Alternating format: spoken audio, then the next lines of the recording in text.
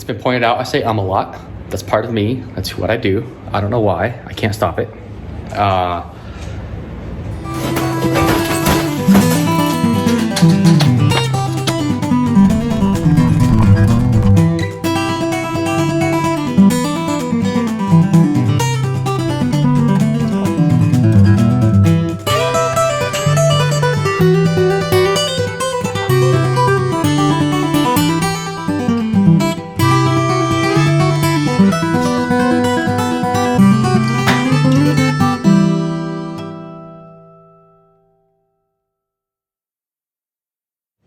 Hey everybody, welcome to the channel. I want to send a big thanks to Caleb for letting me come out and help out with the project. It was really fun. He's a great dude. I'd love to meet him. Him, Kim, and his dad are all wonderful people. I'll definitely hope to collaborate with him again in the future. We could do some more stuff, maybe on a project where he needs some extra grunt or something, I can come out and help. But as you see, we got along like we've known each other for years. That was fantastic. So that was great. Thanks for coming over and watching videos on my channel. Thanks for subscribing, hitting the like button, doing all that stuff. And thanks for commenting. You guys are wonderful commenters.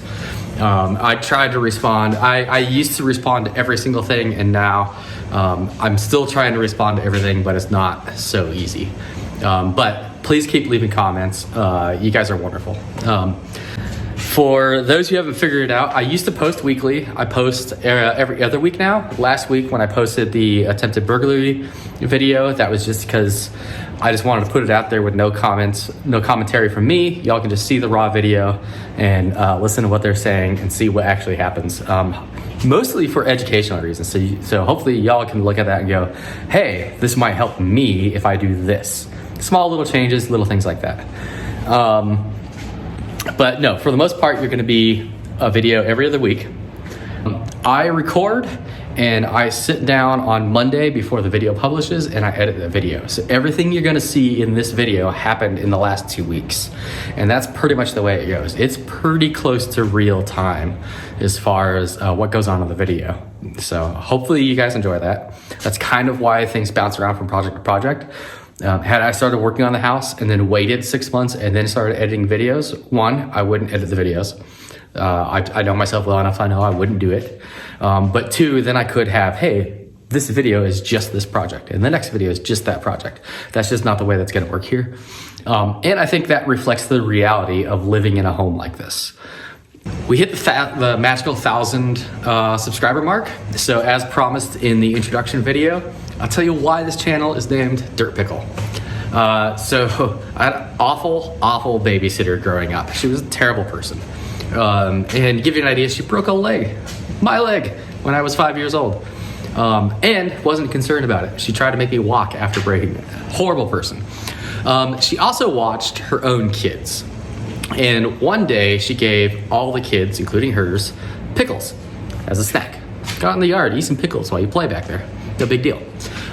Ate my pickle. Other kids ate their pickles. Her son did not eat his pickle. He threw his in the dirt and then ran it over with his big wheel. And we were kids, we didn't think anything about it. She, later on in the day, saw the pickle smashed in the dirt and he blamed it on me. And she made me eat it, covered in dirt and everything. And from this day, I have a automatic physical response to pickles.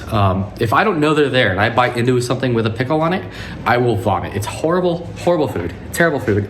The terrible thing is I know why I don't like them. So I should be able to fix it, but I can't. But it's no big deal. That incident is not why I called the channel Dirt Pickle though. When I was starting up the channel, I happened to be talking to a coworker and I told him that story. And then at the end of the story, he's like, Dirt Pickle.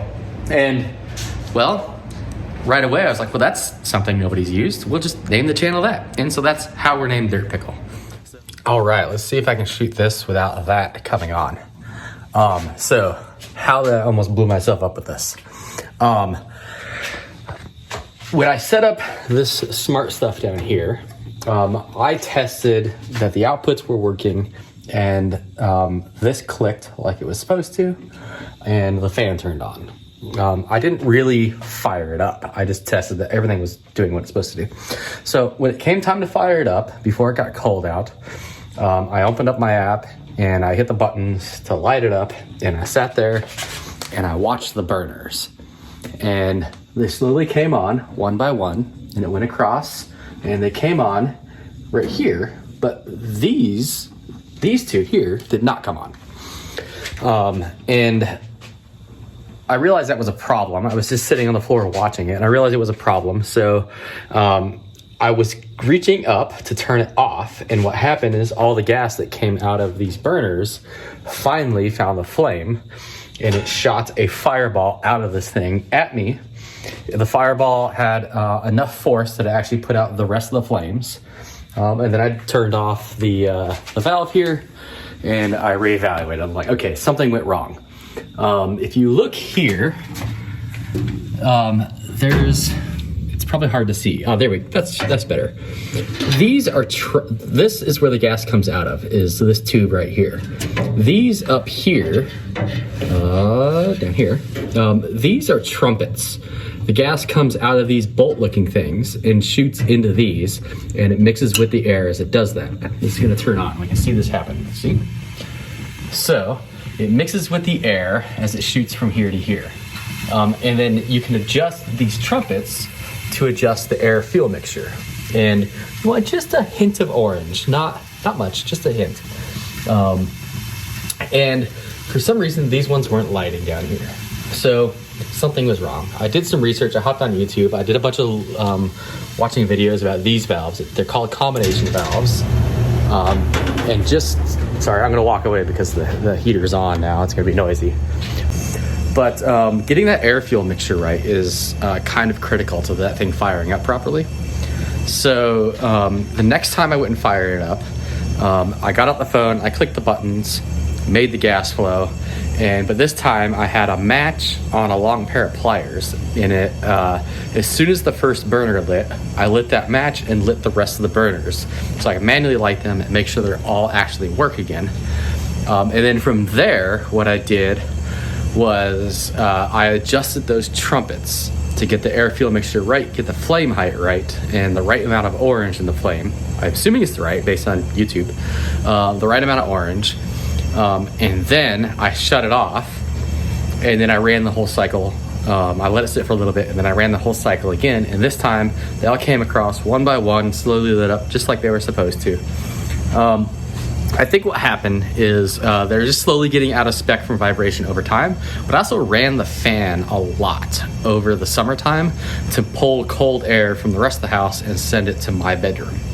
And that extra half a year of vibration and stuff, I think caused them to be just enough out of spec that they weren't gonna light on their own. So yeah, I wish I would have had the camera set up. That would have been a great shot, would have made a great thumbnail, a fireball shooting out at me. Fortunately, nothing was damaged. I wasn't hurt. The furnace is fine, it works fine now. All right, so let's talk about the last video. There was obviously some security concerns. So all that happened while I was at dinner, just as dinner was wrapping up with Caleb and his dad one night, and I started getting a series of notifications. I generally know what's going on around the house based on the notifications. Certain hours of the day, I know based on the notifications that the mail has been delivered, because you can see the progression of the mailman through the yard by the notifications, and it's in the right time window. So I immediately hopped online and checked out the footage, and there was someone I didn't recognize. So I called the local police department. That's the first thing I did. And I told them about a prowler at the house. And I described him, and I didn't just describe him though, because the images are good enough, as many of you noticed, that I was able to describe not just that it's a white male, 20s, black hoodie, but I was able to identify, hey, it's specifically a Nike hoodie. He's specifically wearing these shoes and they're untied, and so on and so forth. I was able to get him a pretty clear description. They did not really respond at all until I saw the second guy, and he had something in his hand. I didn't know if that was a weapon or not, so I called the police department back and told them, and then they finally responded. But by the time they got here roughly 3 minutes after the dudes left. So didn't help much. One roommate was home. He heard the knocking on the door. He knew it wasn't for him, so he didn't answer. That may or may not have been a good call. We don't really know. One of the trends is for them to knock on the door, and then if you are home, they just bum rush you when you open up the door and force their way in. I don't know that guy was that. I hope not anyway, but that's just kind of how that works. So I reached out to the roommates and I told them what was going on. I sent them screenshots. The police did show up. They talked to the police, shared the screenshots, and then after I got home and I published the video, I sent the police a link to the video as well. I spent a lot of time in my early 20s installing car alarms. And the thing I learned from theft is if a thief really wants it, they're going to get it, whether you stop them or not. We had a Toyota pickup truck come in with an attempted stolen radio. So dash is scratched up, radio's damaged, but they didn't get it because the way those mount in those pickup trucks is the radio is actually screwed to a set of brackets that support the entire dash structure. It's called an ISO mount. And they didn't get it. So we did the insurance job, replaced the radio, replaced all the trim around the radio. Customer's back to new. The guy comes in a few weeks later and there's massive pry marks on the dash. Things are damaged. Radio's still there though. Thieves just didn't know what they were doing. Like it's like 6 bolts to get the radio out and you could drop it cleanly without a problem. Even easier on many other cars. But significantly more damage this time. The car is much more screwed up. We ended up having to drop almost the entire dashboard out of the vehicle and replace all the cosmetic stuff. The framework was fine. They didn't bend it up too much. But we didn't think much of it. We figured, okay, the thief realized he's never going to get his target and move on with life. That's not what happened. The thief got the radio. Car came back a few weeks later, and this time the entire center section of the dash was gone. There was oil all over the carpet, seats, the headliner. So much stuff had to be replaced because of the damage they caused. And they got the radio because they took a chainsaw to the dash of the car. That's what a determined thief will do. Now, if the guy had the means, the easiest way to steal the car is just roll up with a flatbed truck, winch the car up onto the flatbed. Even with the alarm going off, everybody around is just going to think, oh, it's just some car being towed. We don't need to respond to that alarm. So, I mean, a thief wants a car, they're going to get it. So what you can do, though, is you can make yourself less desirable. And a lot of that stuff is just minor impedances. A fence here, a thing like I think the reason they didn't leave through the fence right over here is because there's barbed wire over the top of the fence. I don't know why there's barbed wire. I didn't put it there. It was there when I moved in, but it's there. And I think that's what prevented them from hopping the fence and leaving that way after they spotted the camera. So they had to leave through the same way they came out, which is where we got the audio of them saying, hey, this would have been a good house, and hey, should we get the stuff out of the package boxes? Thankfully, the second guy was smart enough to go, no, let's not do that. So that's one of the things you do. One is make the cameras more obvious. Clearly the cameras stopped these guys. Not because cameras can stop a person, but because they realized there might actually be a punishment for doing this. So I got more cameras. I'll show you installing some of those here in this video. Quite a bit of work. I have signs now announcing that there's cameras. And I took an old computer monitor and an Apple TV, and I was able to throw the feed for the driveway camera up on that monitor and put that next to the door at the driveway. So now if you walk down the driveway, you will see that you are in fact on camera. So hopefully little things like that, hopefully those little things that make it very clear that I'm taking some sort of security measures will scare someone away. In this case, I don't know if it would have scared the first guy, but it definitely the second guy would have never even gotten around to the back of the house. He would have seen that and turned around and left.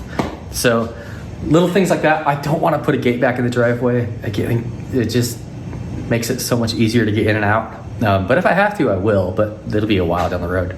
The other thing is to remove desirable things from plain sight. So normally the front curtain is closed. I don't know why it was open. I probably opened it and left it open for some reason. But it was open, so they were able to look through the house, but you can't really see much looking through that front window. But if you look in the back windows, there's tools everywhere. There's a big TV. There's a rack of electronics. There was a MacBook Pro, 2 of them sitting on the table in plain sight. There was an iPad Pro sitting in plain sight. Even the remote control for the TV is not the one that comes with it. It was a $150 remote. All these things just sitting in plain sight. They're all worth something. They're tools. Power tools, hand tools, so on and so forth. Pawn shops dig that stuff. They'll buy that stuff up without hesitation. Thieves love it. So remove all that from plain sight. And now, yeah, you'll still see the TV and you'll see a couple speakers, but you won't see the rest of it. You look in the window, it's just another house. And hopefully carrying a 65-inch TV down the street to your getaway vehicle is something you don't want to do. And you can just look around the rest of the house and there's nothing to take. I do have an old iMac that's broken, and hopefully it's just a decoy. That's the only reason I keep it, is so if someone does break in, and it's not in plain sight, but the idea is hopefully if someone breaks in, they see it, they grab it, they think they got their thing, it doesn't have a hard drive, the screen doesn't work, the RAM is gone, it's a useless hunk of junk, and it's from like 2009. So, but hopefully it's just enough to make the person think that they got what they wanted and get out of the house. I don't know, there's not really anything to do though. If you're not home, there's not much to do to protect it except for monitoring it. But based on the police response, I don't even know that monitoring is going to help much. I still have some more security things to do, and we'll do those in the upcoming weeks. But for now, there's a bunch of it in this video, and hopefully we can all learn something from this and move on with life. It's just a thing. At first, I was amused. Watching the whole thing assembled was significantly less amusing, but now I think I'm back to being amused, and move on. It's worse things have happened, I guess. So let's go to building something. All right, so I have a stack of subflooring downstairs so we can actually put a floor back in this room. But first, this is not fastened to the floor. I need to pull it up real quick, all the MLV, stick some insulation in there, then we can put it back down, attach it properly, and then put a subfloor over it. So that's my project for today. See if we can get the subfloor in. At some point today, I will have to remove this wall to get the floor underneath it, including the door frame and stuff, basically up to the top of the stairs. And I'll have to remove the toilet drain as well. But that's our goal. Also, the other thing we need to do is I haven't decided if I'm going to do a walk-in shower or a bathtub like what was here. So what I want to do is, there was a joist that ran along this way, and since I changed these to this way, there's still a pocket there in the corner for a joist to go into. So I'm just gonna attach a little piece from the wall to that right there, just to add a little bit of stability in the corner should I decide to do a walk-in. It wouldn't be needed for a tub, but it would be for a walk-in, and this I can do from underneath if I decide to do a walk-in. But it'd be a lot easier to do that now than later. So let's get started working on this room.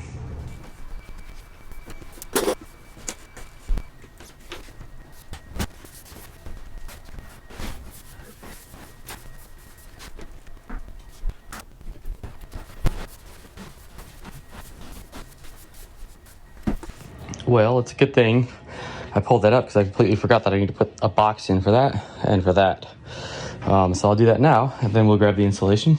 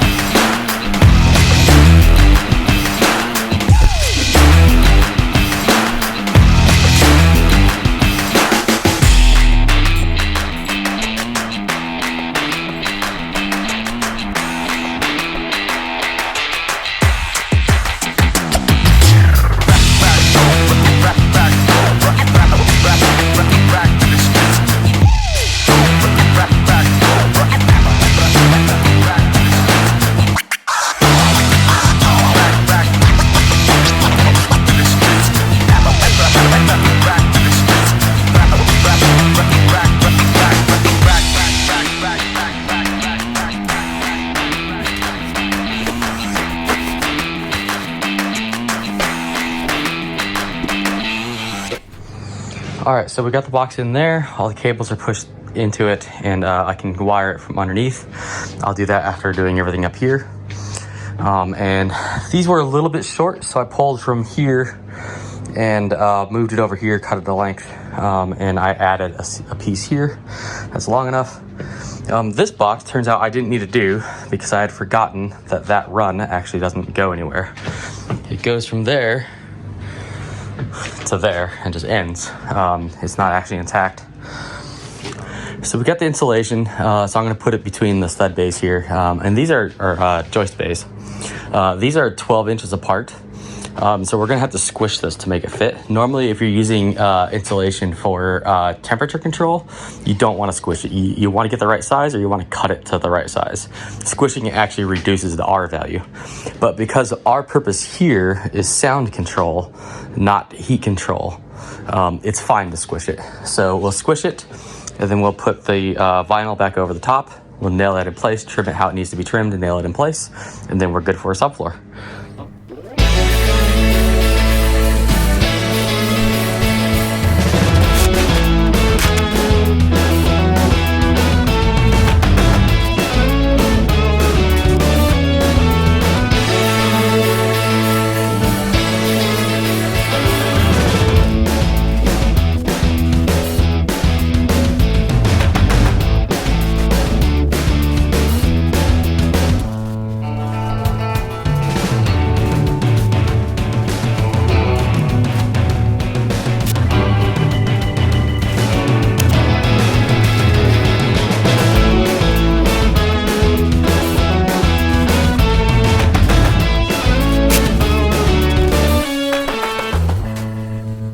All right, so the insulation is in. A little bit squishy here and there, but that's no big deal.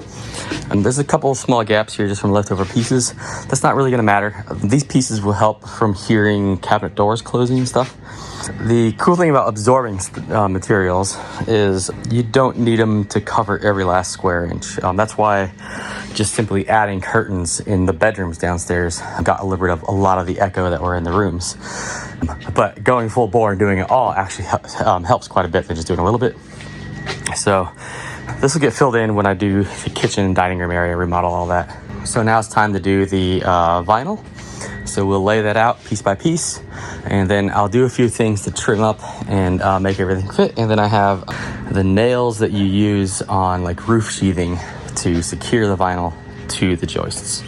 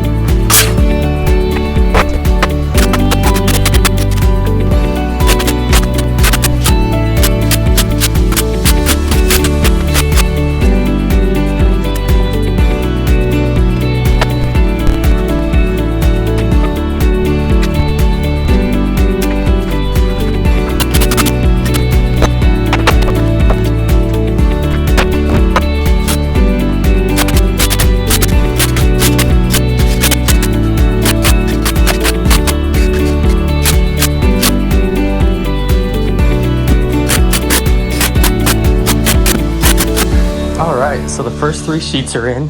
This one I made a mistake. What I should have done was have it laid like this and then flip it over, make my marks on where to cut and then flip it back over. Instead, I had it spun around, and so the cut was different. That's why I ended up cutting up that corner a little bit more. It's a pretty snug fit around the edges.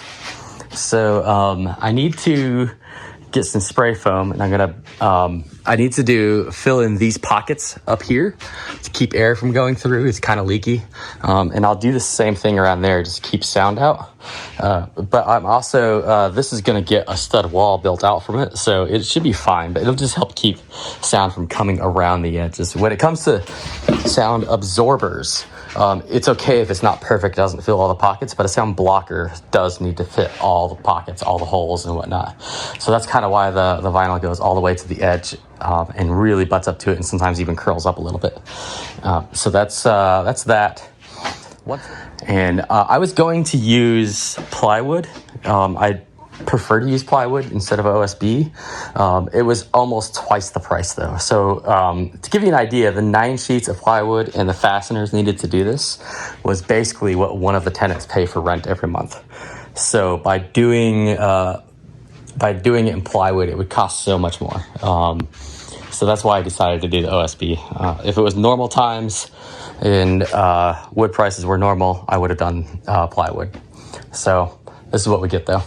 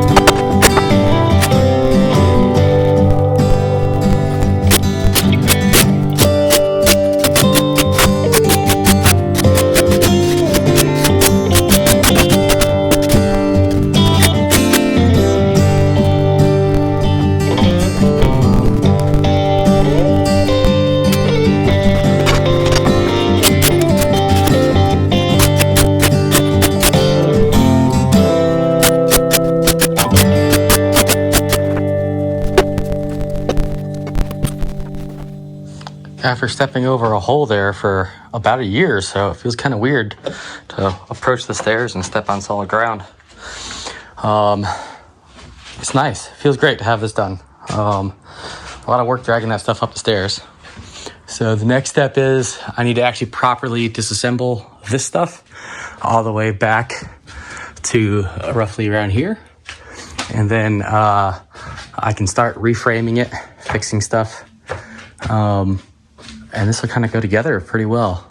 I'm pretty excited about this. I can also now take down all this old drywall and finally expose everything that's in there.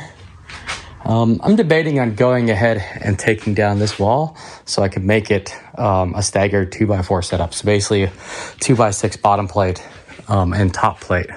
And then every other 2x4 will be alternate back and forth, and that'll keep sound from getting through the walls. It's something I'm going to do. I just don't know when I'm going to do that. Maybe it's best to get this side of the hall framed in first and then go ahead and do that, because it'll probably be open for a little bit. But yeah, pretty excited. Looks great in here. Hey folks, so after the attempted burglary, I've decided to make some improvements. One is I added a camera feed of the driveway in the window, so as they stroll down the driveway, they will see that they are in fact on camera.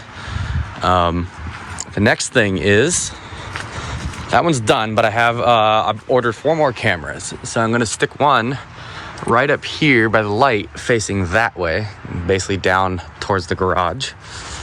That'll get people as they come this way, that way. I'm gonna put another one right here in this corner facing that way, so it'll get faces and audio as they come back and forth this way. We can see the one they spotted is up there.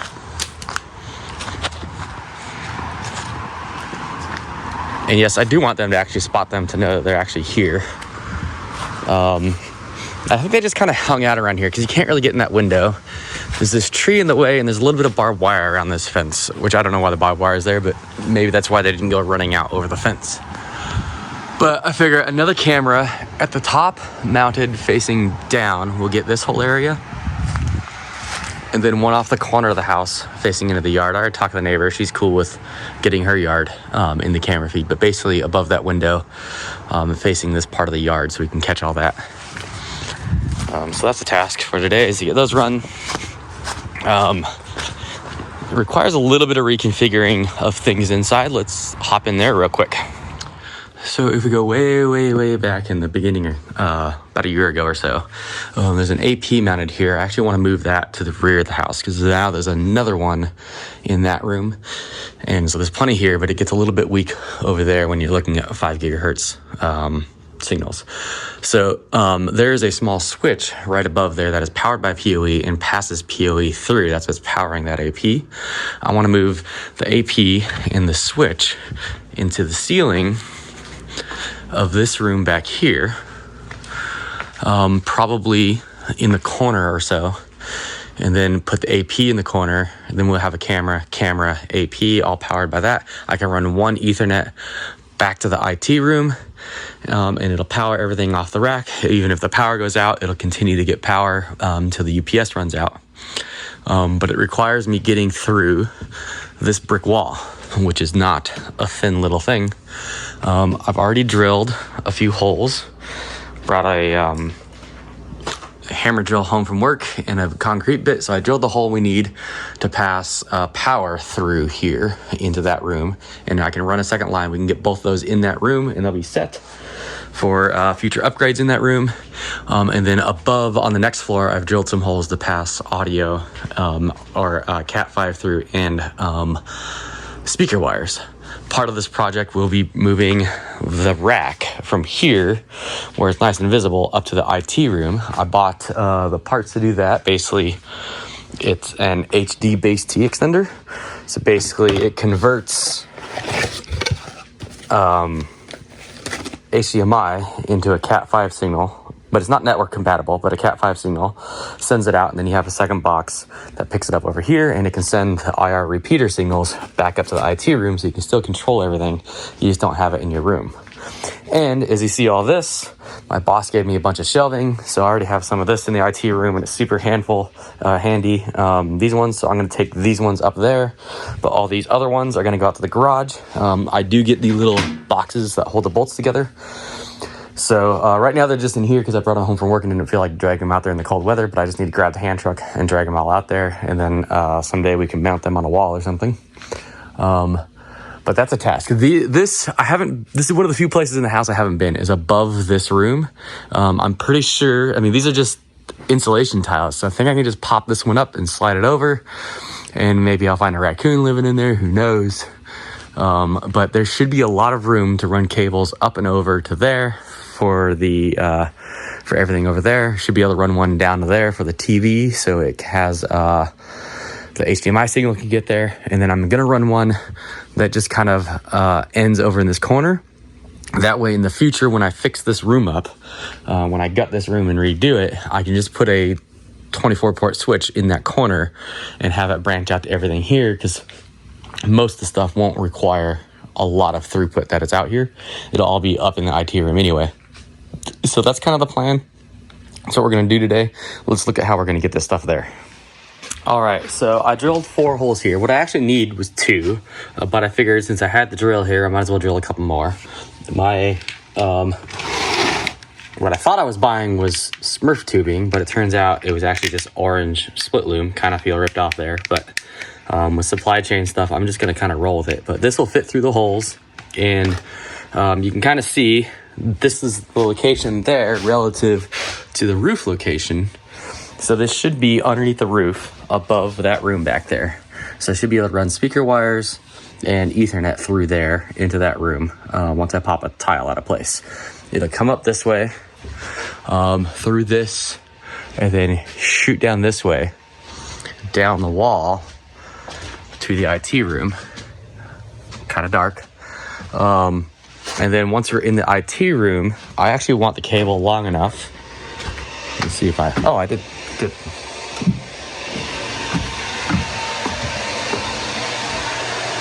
I want the cable long enough to actually reach this corner here. Ultimately, what I'm going to do is cut out a stud bay and mount some rack rails this way, sideways basically, and then run keystone patch panels vertically between them. And then from there, we'll have enough room to basically sit down here comfortably, and then have the back of a new rack start around here. And that means it'll end around here.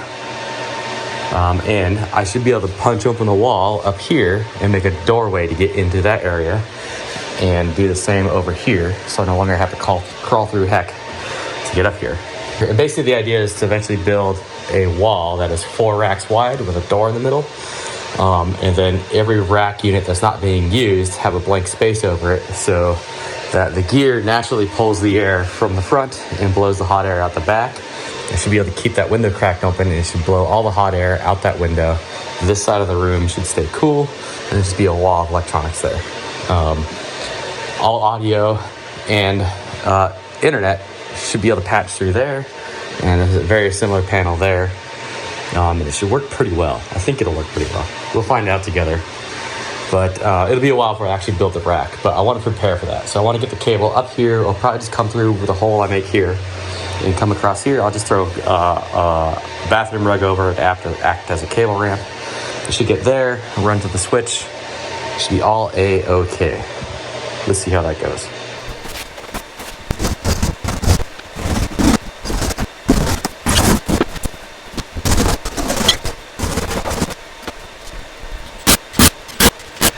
All right, so I've cut out the door opening, and I guess maybe I should have put it over there because we got the power line running the way.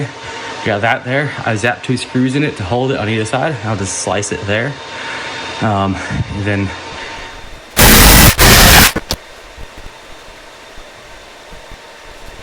all right, so what's a J-hook? It's one of these. Basically, it mounts to a 2x4, and it has rounded edges down here, so cables can run through it. They won't have any surface to snag on. They'll be elevated off of everything down there, nice and organized. So I'm gonna go ahead and put a string of them on the back side of this wall, and then I'll need to do that side. I don't know if I'll do that today, but I need to do that side. And then that will give me a place to run the cables through the opening down there. Anything that's long enough to reach this should be long enough to reach the patch panel that's going to go over there. I will put a little loop in there, a service loop, so there's some extra length in the cables. But that's kind of the idea of what I'm doing here.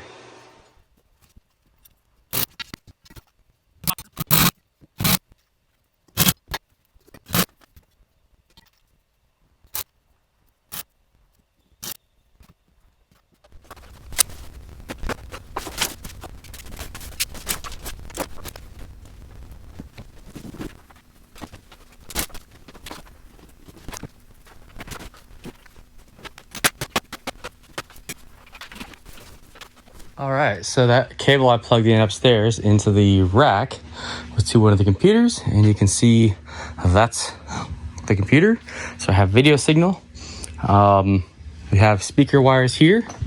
One of these, this orange one here, is our video signal. This one here will be the Ethernet for the cameras and AP. Everything can get tucked up nice and neatly. I can close that up. All right, so what we have here is the back of the rack in the big room.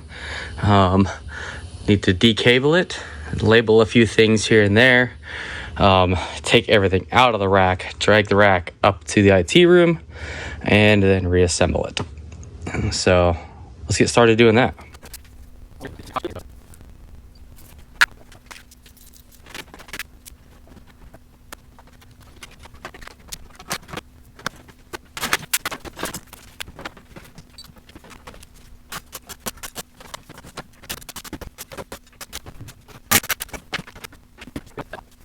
All right, so it's set up.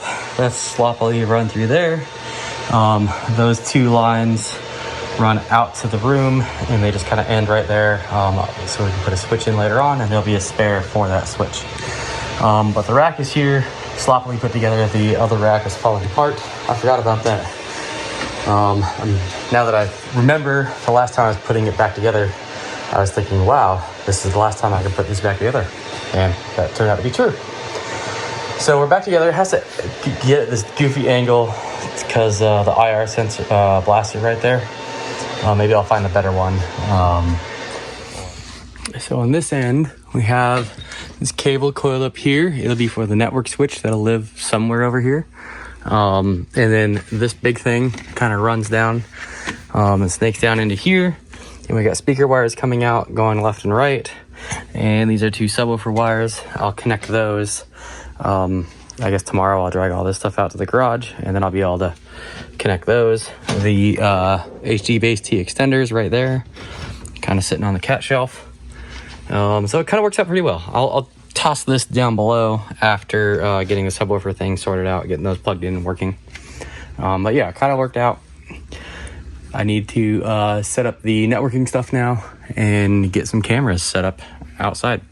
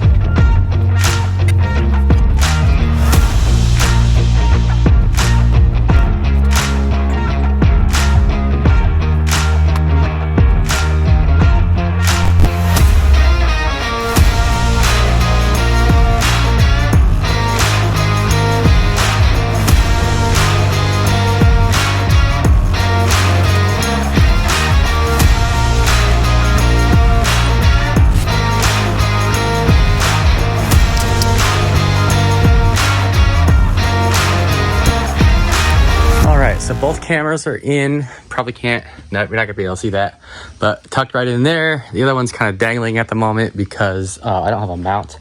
I suppose if we just walk outside, you can see it. I don't have a mount for it yet. It should be here Sunday, so it should be able to finish putting this video together and get that done. But basically, yeah, so we got a camera there and we got one there, and they're both kind of watching everything that's going on out here. So we can see this area, we can see right behind us. Should cover it pretty well.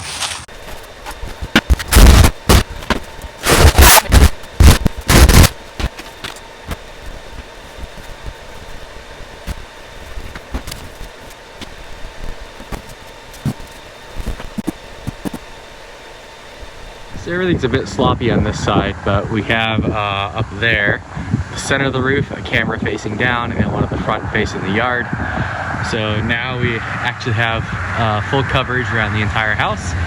Cabling's kind of sloppy, but everything up there is kind of sloppy. At some point I got to do a proper fix on all that stuff up there, so I'll just deal with that then.